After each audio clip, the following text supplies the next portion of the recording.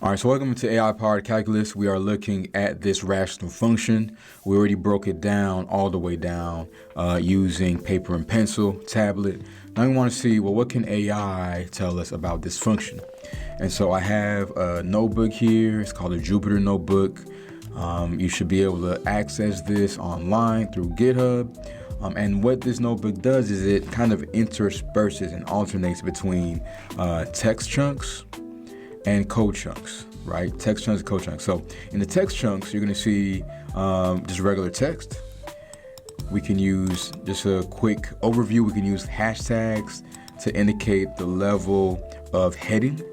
As we have here, one hashtag. Over here, we have 3 hashtags. And so like a different level of heading. We can also have really pretty mathematics rendering right here using a typesetting language called LaTeX. And so when you have these dollar signs tell you that you are using mathematical notation because math makes money. And so we got those dollar signs. You have your f of x like you would expect. Frac means we're creating a fraction. The caret means exponent, etc.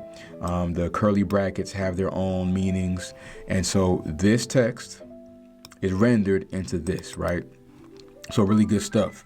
Really beautiful mathematics that we're able to use, and the highest level field medalist mathematician all the way down to everybody else uses LaTeX as the way to typeset math, right? So let's go ahead and take a look at how we can get done some of the tasks we did in that other environment here with the assistance of AI. Now remember, the goal is not to have AI replace our brains, right? Someone had to create AI. Someone had to program AI and code it to make it do what it's supposed to do. So we are still absolutely an essential piece of this puzzle.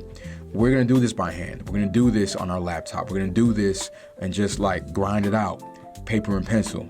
And we will strictly use AI to confirm, to help us when we're stuck, to give us more insight and depth once we've gone as far as we can go. So AI is an enhancer, not a replacer.